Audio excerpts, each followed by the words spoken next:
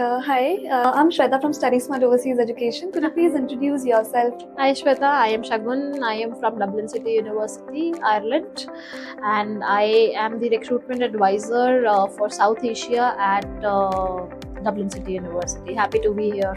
Great, great. So we'll be just asking few questions for you.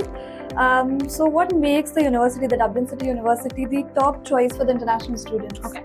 So if I start with Dublin City University, so Dublin City University is basically a university which is island based, right?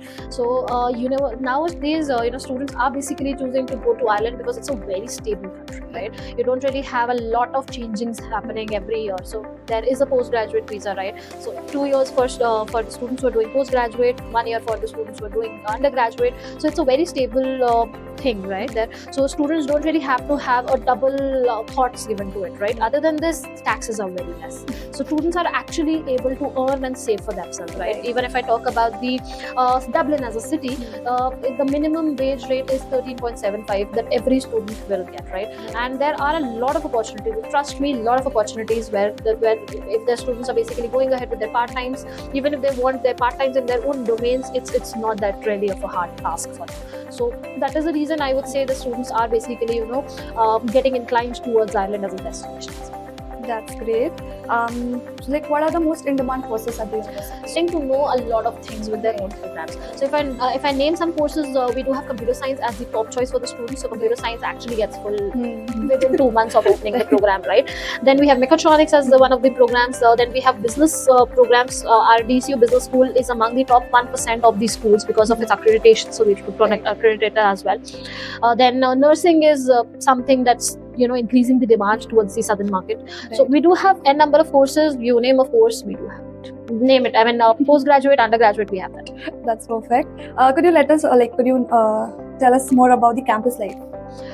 So campus life, if I talk about Dublin as a city, it's a very lively city, right? Students are very friendly, faculties are very friendly.